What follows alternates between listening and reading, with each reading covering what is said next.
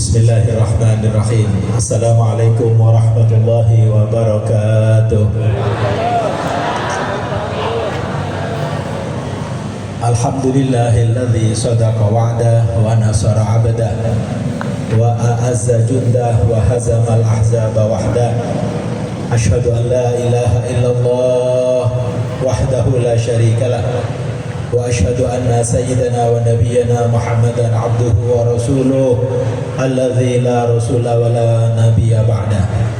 Allahumma salli wa sallim wa barik wa karim wa majid wa 'azzim ala sayyidina wa habibina wa syafi'ina wa qurrati a'yunina wa maulana Muhammad Nabi Mustafa wa ala alihi wa sahbihi ahli sidqi wal wafa, amma ba'd.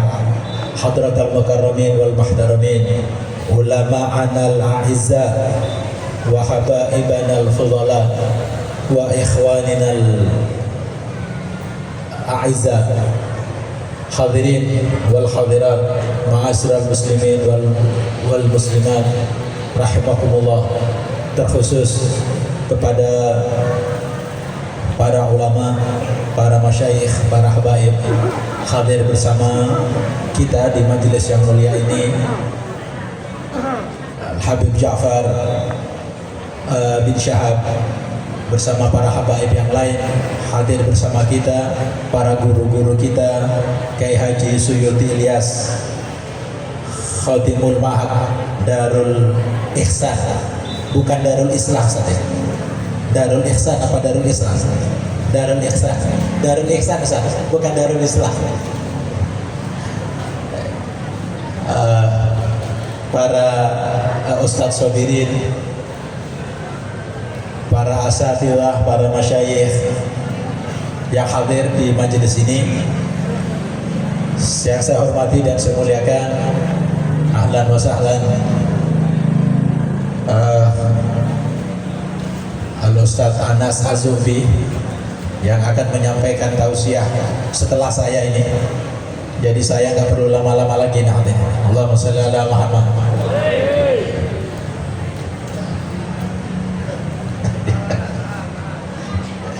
Antum dipanggil sama Habib Ja'far. Ahlan wa sahlan Ustadz Anas Az-Zuhfi. Hadirin yang kita hormati dan kita muliakan, orang tua kita bersama, Sahibul Bait, Ketua Takbir Masjid Huda Rahman, ayahanda beliau Bapak Haji Suherman. Kita doakan mudah-mudahan beliau panjang umur, sehat walafiat. Saya tidak perlu lagi menjelaskan siapa beliau karena sudah dijelaskan tadi dalam pantun yang disampaikan oleh Khatib Majelis Sholawat tadi. Hadirin yang saya hormati dan saya muliakan, panitia penyelenggara yang mewakili panitia, mana orangnya? Bapak Arifin, orangnya sedang tidak ada. Tadi menarik sekali ketika pantun tadi menjelaskan siapa Bapak Arifin. Apa katanya? Berkumis. Berkumis kemana Pak? Dari sampah Pak ya. Insyaallah. Salah satu imam besar Masjid Huda Rahman, sahabat saya Ustadz Rasyidin, yang membuat hati para mak janda jadi galau nih. Insyaallah. Spesial hadirin kepada Khatibul Majelis Sholawat Ashabul Maimanah, Al-Ustadz Lazami Ashar. Masya Allah hadirin, menggetarkan, sholawatnya mengguncang hadirin, menggetarkan, subhanallah. Dan nama majelis sholawatnya menarik, namanya Ashabul Maimanah. Kita jadi teringat kalau mengucapkan kata Ashabul Maimanah, kita teringat ayat di dalam Al-Quran. Surat apa ini Bapak Ibu? Surat Al-Bayyinah, Al-Waqi'ah. Oh gitu.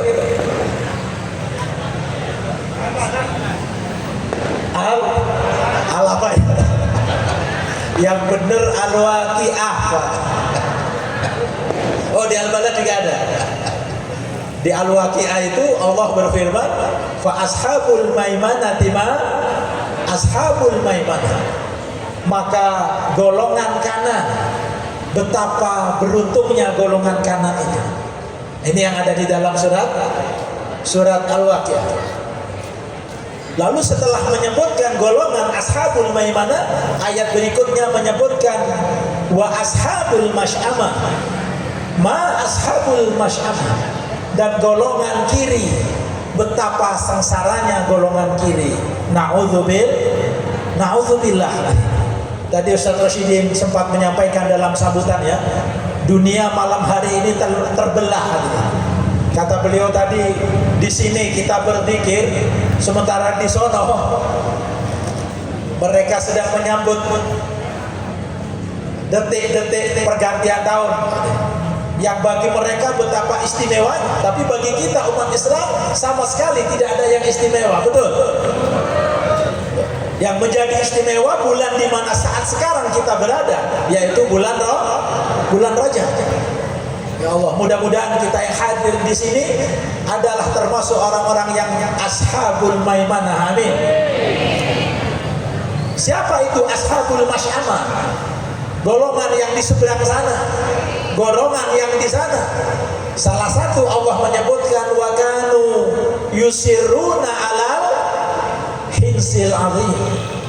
Salah satu ciri ashabul masy'amah itu mereka selalu melakukan pelanggaran, durhaka dan dosa-dosa besar. Mudah-mudahan yang saat ini mereka masih berada di golongan masy'amah, mudah-mudahan mereka ketarik magnetnya sholawat ashabul maimanah bisa menyedot mereka yang masy'amah menjadi ashabul amin ya rabbal alamin. Gak jadi ceramah Isra Mi'raj ini Pak, ceramahnya ashabul maimanah. Alhamdulillah, bersyukur kepada Allah Subhanahu wa taala hanya karena taufik dan hidayahnya para hadirin. Kita bersyukur kaki kita yang mampu bergerak ke sini adalah nikmat Allah yang wajib kita syukuri. Hanya rahmat Allah yang menggerakkan hati kita, kemudian kita bisa bersama hadir di majelis yang mulia ini di Masjid Huda Rahmah.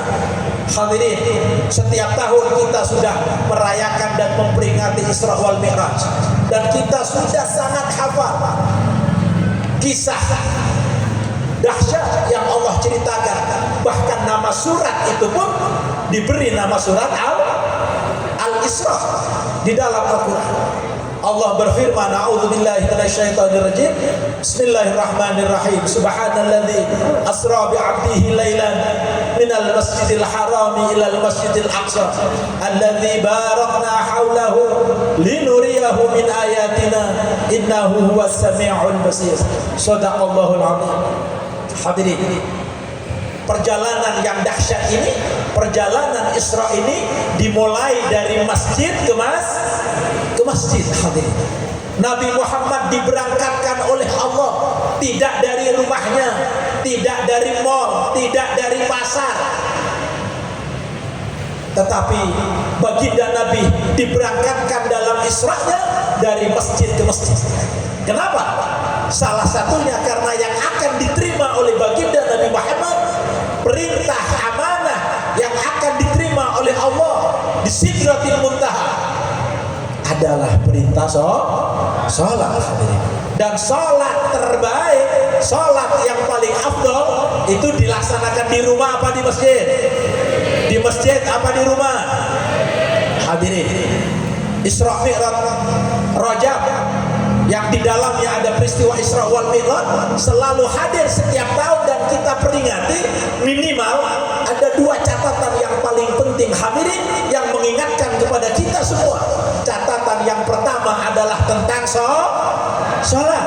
Catatan yang kedua adalah tentang masjid. Hadirin, betapa dua hal ini berhubungan yang sangat erat dan sangat kuat. Sudah seberapa baik sholat kita tahun ini daripada tahun yang lalu? Sudah seberapa dekat kita ke masjid tahun ini dibanding tahun yang lain?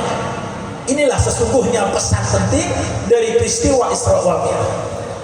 Hadirin, di ayat itu Allah menyebut nama satu masjid, namanya Masjidil Haram. Di mana Ibu tempatnya ini? Ya Allah, dengan keberkahan malam ini mudah-mudahan yang hadir di majelis ini semuanya sampai ke Masjidil Haram. Amin ya rabbal alamin. Di mana salat satu rakaat di Masjidil Haram, kata Nabi, lebih utama, lebih mulia, lebih baik daripada 100.000 rakaat selain di tempat yang lain. Allahumma sholli ala Muhammad. Betapa dahsyatnya pahala sholat di Masjidil Haram. Ini salah satu Bapak Ibu yang memotivasi kita untuk kepingin selalu bisa haji, untuk selalu bisa umrah. Lalu di ayat itu Allah juga menyebutkan satu masjid lagi, namanya Masjidil Aqsa yang ada di Palestina. Hadirin, kalau Masjidil Haram itu berada di kota suci Mekah, Masjidil Aqsa di Palestina. Kata Nabi, sholat di Masjidil Aqsa itu lebih baik daripada sholat nilainya 500 rakaat dibanding dengan masjid yang lain. Lalu ada satu masjid lagi yang belum disebut di dalam ayat ini. Kenapa? Ya karena ketika peringatan Isra wal Mi'raj masjidnya belum ada. Masjid apa itu? Masjid Nabawi. Masjid Nabawi baru ada di Madinah setelah Rasulullah hijrah. Hadirin, 2 tahun setelah Isra wal Mi'raj Rasulullah hijrah ke Madinah dan Rasulullah mendirikan Masjid Nabawi. Yang kata Nabi, salat di Masjid Nabawi itu nilainya 1000 rakaat lebih baik daripada di masjid yang lain. Allahumma sholli ala Muhammad. Jadi ada 3 masjid Bapak Ibu, 3 tempat paling suci di bumi ini. Masjidil Haram di Mekah, Masjid Nabawi di Madinah, Masjidil Aqsa di mana? Kata Nabi dalam satu hadisnya, kalau sebab Ibrahim Allah haramkan Masjidil Haram, dengan Nabiullah Ibrahim Allah jadikan masjid itu Masjidil Haram, maka Nabawi dengan aku ada di tempat ini, maka Allah jadikan Masjid Nabawi juga bagian dari Masjidil Haram. Kalau Ibrahim mengharamkan Makkah, maka aku mengharamkan Madinah. Mengharamkan maksudnya menjadikan tempat itu terhormat, menjadikan tempat itu mulia. Nah hadirin, inilah 3 tempat terbaik, 3 tempat tersuci, dan kita dianjurkan oleh Nabi untuk berziarah. La tashuddu rihal illa ila 3 masajid. Ini hadisnya.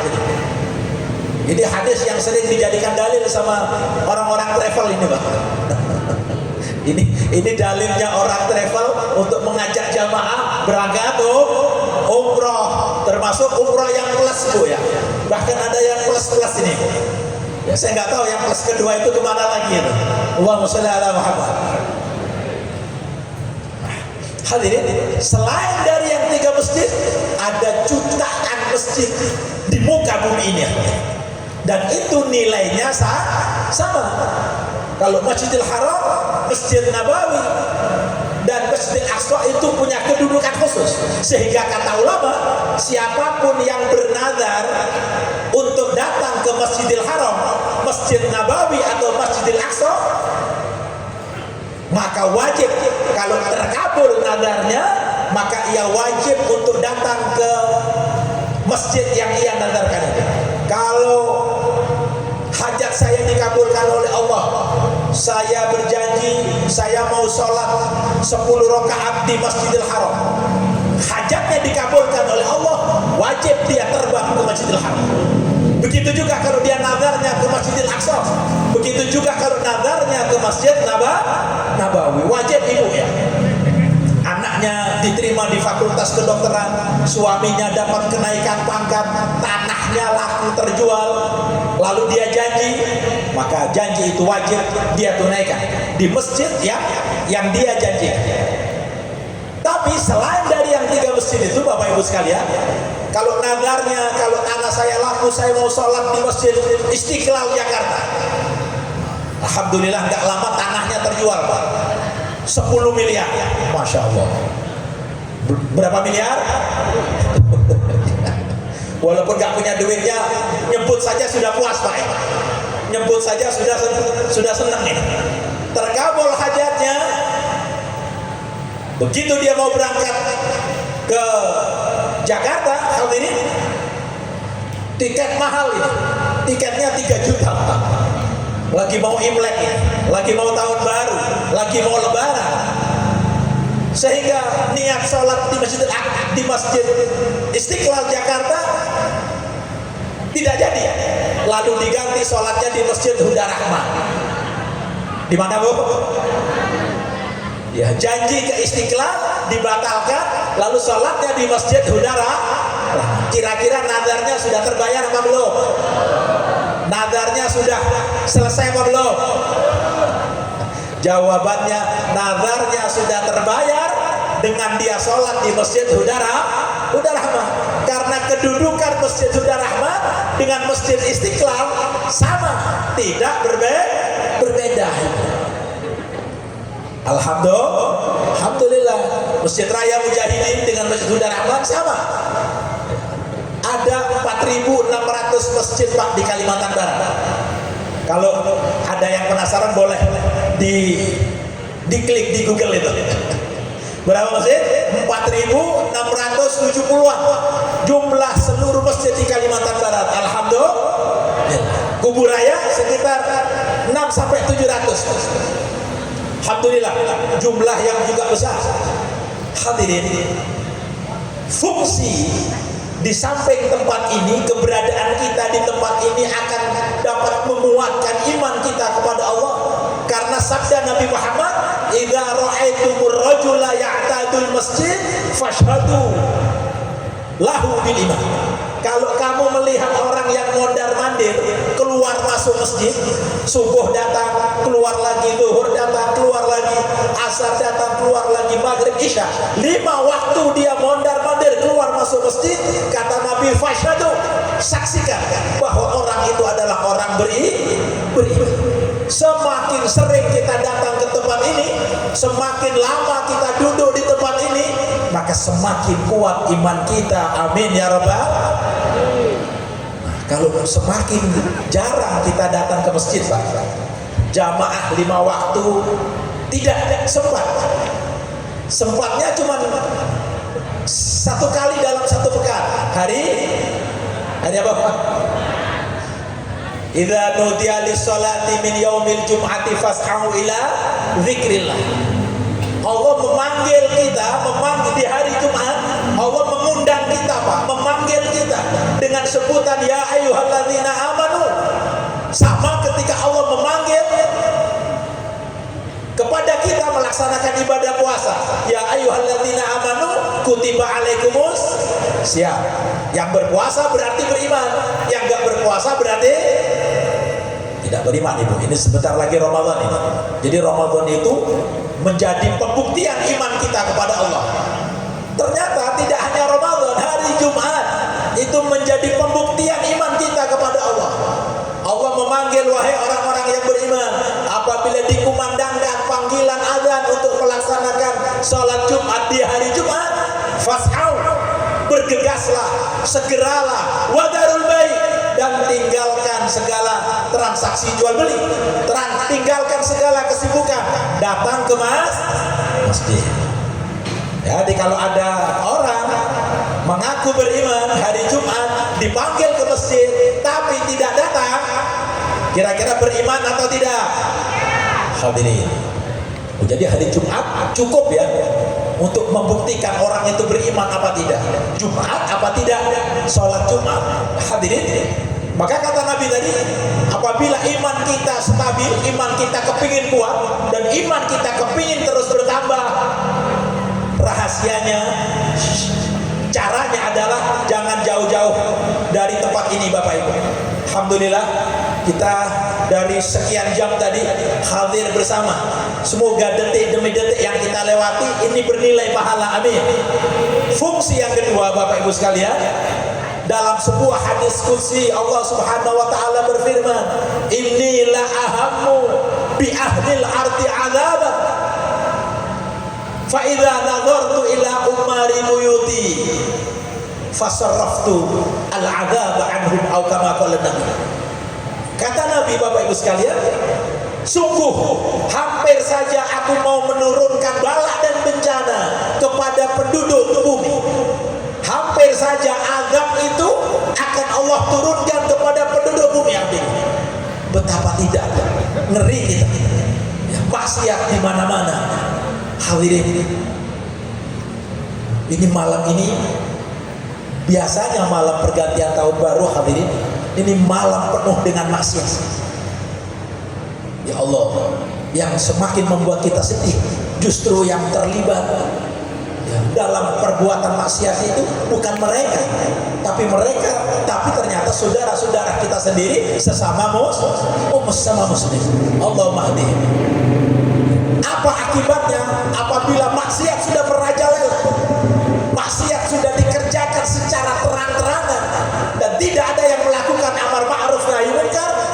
Allah Subhanahu wa taala akan menurunkan azab.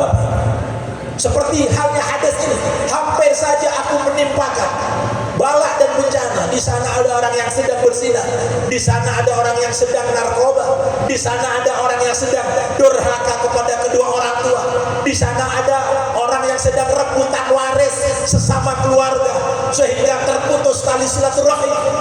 Semua itu mengguncang arasy dan menjadikan Allah murka sehingga azab, bala dan bencana mudah turun, hadirin. Allah masih sangat jelas dalam benak kita. Negara kita sedang dalam bencana Bapak Ibu sekalian. Aceh, Sumatera Barat, Sumatera Utara, bahkan ada 3 desa di Aceh itu yang lenyap, hadirin, dalam satu malam.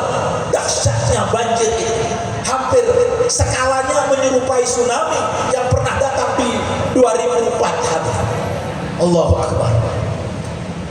Nah, ternyata Bapak Ibu sekalian, masjid dapat menjadi pelindung dari turunnya azab itu. Sebagaimana hadis Nabi yang saya bacakan, hampir saja aku menimpakan azab kepada penduduk desa itu, kepada penduduk negeri itu. Tetapi ketika aku melihat di bawah banyak orang yang mondar-mandir keluar masjid, ada yang iktikaf di masjid, ada yang majelis taklim di masjid, ada yang sedang sholawatan di masjid. Apa kata Allah? Fasarraftul adzab anhum. Aku tahan azab itu, aku alihkan bencana itu. Tidak jadi Allah turunkan bencana itu karena menghormati orang-orang yang memakmurkan. Amin ya rabbal alamin. Hadirin, selain memakmurkan masjid, satu lagi yang dapat mencegah dan menjadi penyanggah turunnya bala dan bencana, yaitu istighfar. Di Al-Anfal ayat 33 Allah berfirman, wa ma kana Allahu liyu'adzibahum wa anta fihim wa ma kana Allahu mu'adzibahum wa hum yastaghfirun. Allahu akbar. Hadirin, apa kata Allah dalam ayat ini?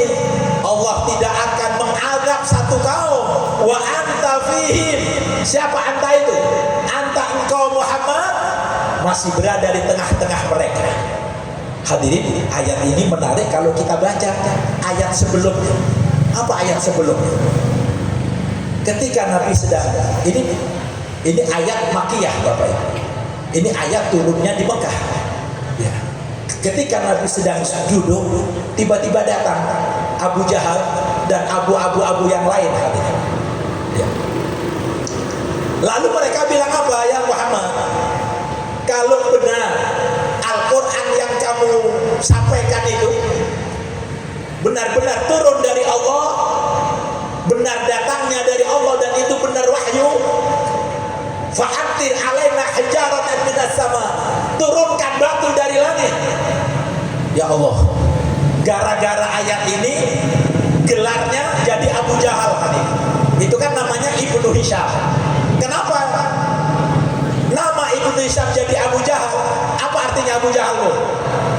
Abu itu bapak, Jahal itu Jahlun itu bodoh. Abu Jahal bapaknya orang bodoh. Kenapa Abu Jahal sampai dapat gelar itu? Gara-gara ayat ini. Idz qalu Allahumma in kana hadzal haq min indik fa'amtir alaina hijaratan minas sama. Kalau benar Al-Qur'an ini wahyu dari Allah, buktikan, turunkan hujan batu dari langit. Kok aneh ya? Mestinya ya Allah Muhammad, kalau memang ini benar dari Allah, saya siap beriman. Ini kebalik. Kalau benar dari Allah, turunkan hujan dari langit. Au adzabin alim, atau azab yang pedih. Lalu Allah menjawab, Bapak Ibu, wa ma kana Allahu liyu'adzibahum wa anta fi. Allah tidak akan mengazab kau selama engkau Muhammad berada di tengah-tengah mereka. Makanya Bapak Ibu, dalam kitab-kitab sirah nabawiyah kita tidak pernah membaca ada badai turun, ada tsunami, ada petir, ada gempa bumi yang melanda kaum selama Nabi Muhammad masih bersama mereka. Gak ada cerita azab yang datang ke Mekah dan Madinah. Karena apa? Karena ada Rasulullah di tengah-tengah mereka. Nah sekarang Rasulullah sudah tidak ada, Bapak Ibu. Siapa yang menjadi penyanggah bala dan musibah? Allah melanjutkan dalam ayatnya, wa ma kana Allahu mu'adzibahum wa hum yastaghfirun. Allah tidak akan mengazab satu kaum selama di tengah-tengah mereka masih banyak yang beristighfar. Selama istighfar masih terus kita baca, Bapak Ibu sekalian, dan selama masjid-masjid makmur, maka Allah Subhanahu wa taala akan menjaga kampung kita, menjaga desa kita, menjaga daerah kita. Amin ya rabbal alamin. Mudah-mudahan yang singkat ini bermanfaat. Wallahul muwaffiq ila aqwamit thoriq. Wassalamualaikum warahmatullahi wabarakatuh.